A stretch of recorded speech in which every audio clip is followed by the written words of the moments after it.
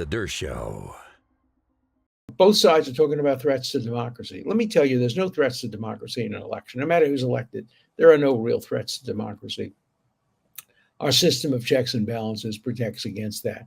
The Supreme Court is a bulwark against that, and they don't always support the persons who nominated them.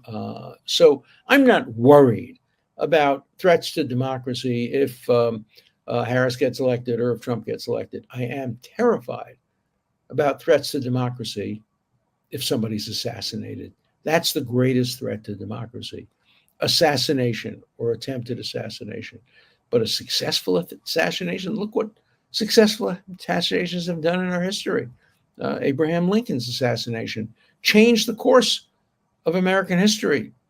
Instead of Reconstruction, which would have maybe helped, if not alleviate the racial problems in the South, shortly after the Civil War, we had Andrew Johnson, who exacerbated the problems. The assassin worked.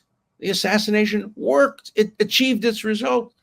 The same thing was true with the assassination of Yitzhak Rabin, my friend, the former prime minister of Israel. That was a successful assassination. He was determined to make peace with the Palestinians, and it might have happened if he had not been assassinated. The assassination of Archduke Ferdinand that began the First World War was a successful assassination.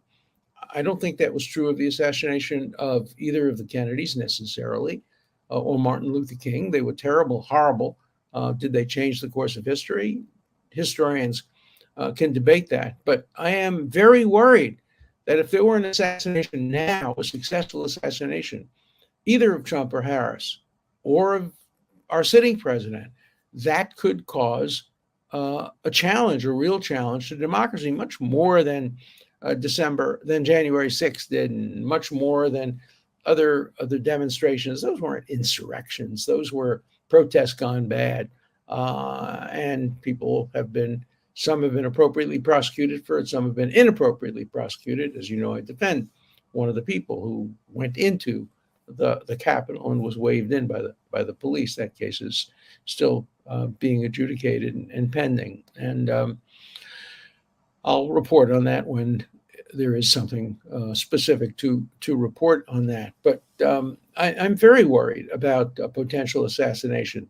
That can really, really challenge democracy, because people will get so upset they'll take to the streets and they'll vote with their feet rather than at the ballot box. And that's a real threat to democracy. So not only do we need a complete revamping of the Secret Service in order to protect these candidates or the president or the vice president, we needed to protect democracy.